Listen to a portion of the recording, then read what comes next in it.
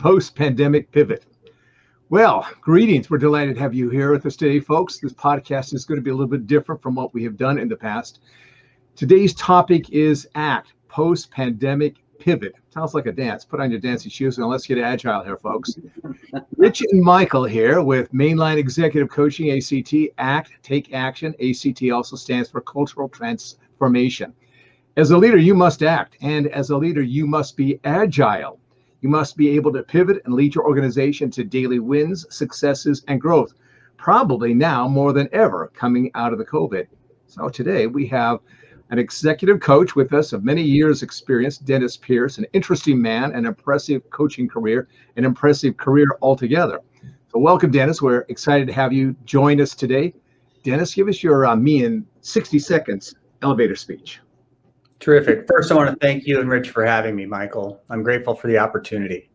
So my wife and I, our two grown children and our loving golden retriever live out in the Seattle area. I've got 30 years of experience in the technology sector, most recently a national director supporting global and enterprise accounts in professional services industry. I've been involved in all aspects of design, sale, implementation, support of digital transformation in the workplace. I've logged nearly 1 million miles just building and scaling and supporting teams throughout the U.S. I recently earned my master's certification in executive coaching, and I've always proclaimed myself to be a student of life, which leads into my core purpose statement of listen, learn, and lean in. All right, very good, very good. So let's do this. You've got some interesting and different kinds of references that you can share with us in terms of your thoughts of what you're bringing here to the COVID, to the pivot, to the agile movement here. Give us a little bit of background on what that's all about, what you're thinking here, Dennis. Well, it's obviously pandemic's been first and foremost in everybody's mind, and rightly so. But I recently uncovered an op-ed piece by David Brooks out of the New York Times called "The American Renaissance," or "The American Renaissance Has Begun." And in that, Brooks cites Olson, the economist, who wrote a book back in 1982, "The Rise and Decline of Nations." And basic premise goes back to Japan and Germany rose from World War II as a result of their old arrangements being disrupted. Their old patterns had stifled experimentation and creativity, but this disruption of World War II then turned around and opened up space for innovation. So disruption, destruction, innovation, they all kind of come together. This nexus is what you're kind of talking about. How does that then fit with where we are, where in the United States and perhaps even in the world? Expand that out for us. Give us some detail what that means. Sure. Well, I always think that we learn from all aspects in life, right? I mean, the pandemic disrupted our daily routines. It disrupted the status quo. And in turn, it cleared the way really for an economic boom and a social revival. This is a supreme opportunity for all leaders everywhere to pivot. Business requires that we're engaging, that there's engagement on the part of the employees as well as our customers in order for us to thrive. This requires new ways of thinking. You can't continue to just do things the way you've always done. But that begins, it really leads with leadership.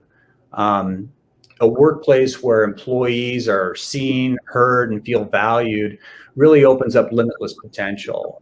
So as I see it, this reopening of the new reality 2.0, if you will, is really a crossroads for all of us.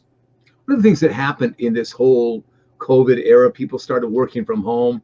They were no longer having the camaraderie of going into seeing their people, their coworkers and all that every day. So there was this emotional disconnect that happened. And that's very real. And I remember HR people talking, how do we keep our people engaged? How do we keep our people so they're not going somewhere else? What happens? How do we do all that? So there's on one hand an interesting perspective of what's changed with the employees in the workspace. And you talked, as we got on here today, you talked about something very interesting. We can either take these things that are going on and find lots of excuses about it, right? Or we can take all this and we can turn it into opportunity. So kind of start talking about what's the opportunity here for bringing people together, and then what's the opportunity for leaders as they lead out in their businesses? Well, think about it. I mean, it really begins with mindset. We are coming back. I always pride myself on being a bullpen guy. Managing by walking around, but being in touch with my people, genuinely understanding what makes them tick. And it's, as leaders, it's imperative that we're connected and we're constantly engaging and re-engaging with our teams, staying afloat and staying abreast of what their shifting priorities are. And this pandemic's no different. I mean, as business kind of evolves and we return to the new normal, you've got this new balance of the remote worker. I typically, as a national director, was managing people all over the world or all over the country. And I was still flying to be face-to-face with those folks, with those customers, with those team members, so that there was that sense of engagement. There was a true understanding beyond just the verbal communication, but also the nonverbal and what was really going on, or trying to understand what was going on in their lives and in their heads. So I really feel that everything has changed with the pandemic, but that should be exciting. That should invigorate all of us to further explore. Yeah, excellent. Rich, what questions you got? I've got maybe an interesting point to add to that. I met Maikel through job coaching. We're both job coaches as well. And I spent the last year working with folks on the East Coast in Canada, teaching network skills, job search skills. And honestly, the ones that I saw that really did well during that time reinvented themselves. They had to reinvent themselves. They found themselves not working, and now in this virtual world, they really had to reinvent themselves. And it's the same thing with cultures. How do we reinvent that? A lot of people have come on to these companies new, and they've never met their coworkers except on their laptop. That's it. So how do we do that? How do we really reconnect? And in a virtual world, and so is the new business world a virtual culture world? I mean, I don't know, but it's the ones that are really surviving are the ones who are reinventing themselves. Yeah, people come out of these kind of situations feeling crushed. I think that's a great word. It's a very applicable word. They feel crushed, whether it's a small business person or just something happening inside the organization itself, or even individuals. They feel crushed. Everything kind of went away. You don't have the people that you're associating with. Sometimes things are so mixed up and confused. You don't really have the same goals. You don't even know what it is that we're really working for because it's so mixed up. That's a lot of physiology and psychology and brain chemistry that kind of goes awry and gets mixed up. So my question is, with all this chaos that's going on here, Dennis, give us a little bit of light about this. Say you're a leader, a business leader, and you really want to get on and you really want to make sure that you're moving ahead with your organization and with your people. And at the same time, you're not altogether sure, am I making excuses? Am I just waiting for the right moment? Do I have all the data that I need? What's the distinguishing characteristics of that leader that's really moving into opportunities as opposed to the one that's kind of caught in their own procrastinations and worries and their fears? Could you delineate those a little bit for us? Sure, absolutely. I think one of the first things that we need to do, because of the fact that everybody's affected, everybody has been affected, we really need to look at ourselves to begin with. As leaders, we've got to be in touch with what's driving us and what are those characteristics that motivate us on a daily basis. I mean, there's a number of statistics out there on how people and their priorities have shifted over the last 12, 18 months, right? But once we uncover what's driving us, then we're truly able to understand our interpersonal strengths as well as our gaps and really unlock and ignite our own potential. And at that point, then understanding how we can communicate most effectively with our team members. I look at every employee out there at this point coming in as a new employee. They may have been unaffected in terms of health with the pandemic, with COVID, or they may have had something close and personal happen inside their lives. And we should understand that, kind of understand what's going on just behind the facade, behind the face of what we see every day on Zoom, right? So hopefully more and more people are able to engage firsthand, one-on-one, face-to-face. But most importantly, as a leader, it's our obligation to truly understand where our direct reports, where our peers, where our coworkers are at, so that we can work more collaboratively with them in the workplace. Yeah, that's really good. So here's a thought that I've got. When a person, a leader, is in that kind of position, sometimes it's really hard to be objective, Right. to see things clearly. There's a lot of crap has come at you for a long time. It's easy to have a kind of a jacked up emotional state of being. You talked about mindset earlier here, right? So that's hard to get a handle on. How does an executive coach? I want to hear this from both of you guys. I'm going to start with Rich, and then we'll go to Dennis here. How does an executive coach get you back into a place when you can see things clearly, be able to think more clearly, better engage with the employees and with your clients, your business, the whole thing? How does that executive coach assist you? And even more specifically about that, talk about some of the surveys, the assessments that we help with the leader to get that figured out and see it. Right. I think you hit it on the head. You both kind of talked about this, it has this 2020 and even into 2021. I don't know anybody that did the impact in one way or another. I lost both my parents over the last year and a half. And so I think part of being a coach is looking at these people and having some empathy on the situations that they all dealt with, and being able to approach it from a standpoint that, we understand, we've been there. But this is how we can help you move forward. You talked about some of the assessments. We provide some assessments that look directly into your leadership abilities, not so much your personality, but your leadership ability. What really drives, that inner core. And, even though we talk about it as what is your personality, but really it's that leadership inner core, the part of you that really is the leader. How do we develop that? How do we develop that to make that everybody what sees on the outer core, the communication skills, the team building skills, all those traits that we see from the outside. We see someone from the outside, but how do we really get in the inside? And I think this last year really has impacted and changed the way leaders look. Even Dennis mentioned he's a bullpen manager. You can't do that really on Zoom. You can't really do that in a room with full of people on a camera. It's hard to do. So it's reinventing yourself as a leader and understanding that all those principles still apply. Those communication skills, those team building skills. We just have to learn a different method of doing it. Yeah, thank you. That's great. Dennis, give us your take on that.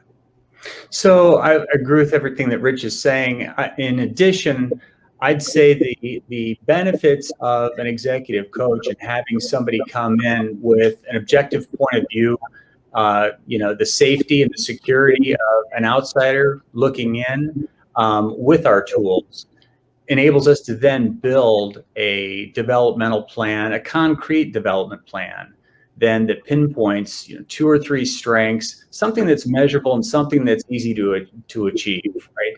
We're not going to create a laundry list of changing the world, but some concrete tools and some concrete methodologies to then impact and empower the teams that we work with, because every one of us is surrounded by greatness. But we've got to uncover that greatness. We've got to respect and recognize that greatness, which in turn then elevates every single person on the team and the organization in their game. You take a job, can be a workplace that has no culture, becomes a place that you're going into work, right? You're just showing up to work and provide a paycheck.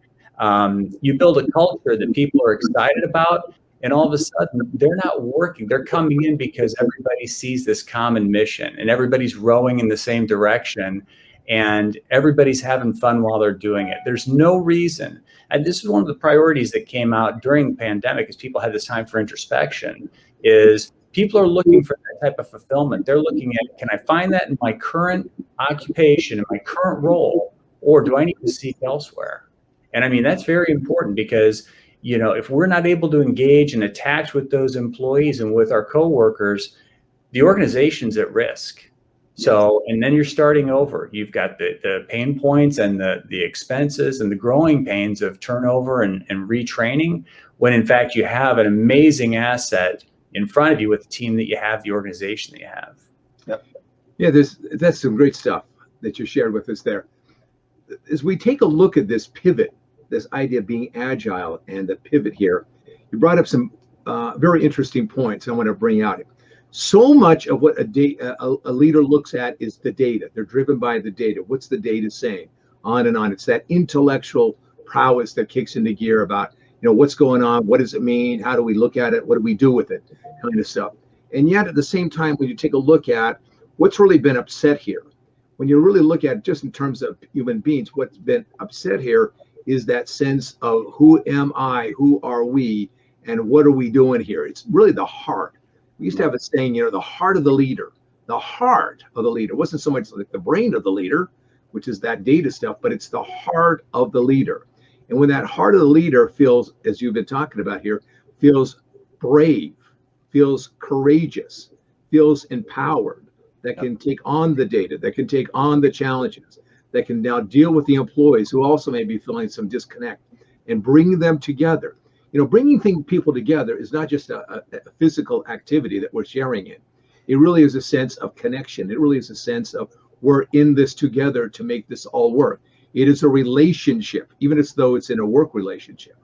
But getting to that, and that's one of the things I heard you say, that in this kind of coaching that we do, we help the leader to get to the heart of who that leader is, how they really work, what really motivates them, what gets them out of bed, roaring and ready to go out and tackle the world. What do you think about that? I mean, kind of help me understand, help the folks understand, because there's a lot of emphasis on data, but courage doesn't come from data. There's no courage in data. There's no character in data. Data is data, but character, courage, that comes from the heart of the leader. Yeah, data is the what, right? Data is the what, but it's the how and the why, genuinely the why, that's going to drive people. And that's going to elevate people, and that's going to get people excited about what they're doing. So we need to understand everybody's why, to coin Simon Sinek. But at the same time, it really is data. You can drown in data, and you can get statistics to say whatever you want. But as people leaders, we need to understand the how, and we need to tie into the why. Yep. Excellent. And further ideas, Rich? Yeah, you mentioned the heart of the leader. There is absolutely no shortage of talent out there. No shortage at all. We got tons of incredibly brilliant, smart people out there in the workforce. But the one thing that and even coming right out of college, man, we got some, the generations that are, graduating now and moving into the workforce are absolutely brilliant, making all these great strides. That's not the problem. The problem is the heart of the leader. There's no shortage of talent. If you really want to compete as a leader, it's the heart. Do you have the heart? Do you have the courage? Are you able to stay vigilant? Are you able to stay present? Are you able to stay focused? Do you have the courage to make those changes and face, what's coming at you? Because it's a new world. It's the new business, and there's going to be, it's the ones who are wanting to develop those skills and have the courage and be vulnerable and ready to step out are the ones who are going to be successful. And really, it doesn't matter what kind of MBA you have or, bachelor's degrees. Honestly, that's just kicking you off the starting line. It really is. It's the heart that's going to get you there. Are you ready? Are these people ready? That's my question. People like us, coaches like us can help you get there. All right. I think the most valuable publication every year is The Best Places to Work. That's the best places to work is voted by the employees. They're not looking at bottom line. They're not looking at anything other than culture. Right. And that's when you look at the next generation, the Gen Z, those that are coming out of college, those that are in the middle part or the latter parts of their career, they're looking at the best places to work because they want to make their valuable time count. Yeah. And it comes back to culture.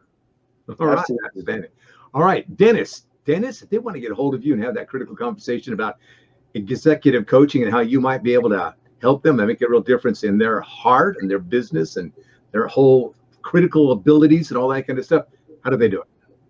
They can reach out on my website, dpierce.intelligentleadershipec.com, and several ways to contact me there. But I look forward to the opportunity of making an impact and the ripple effect that impact will have throughout the world.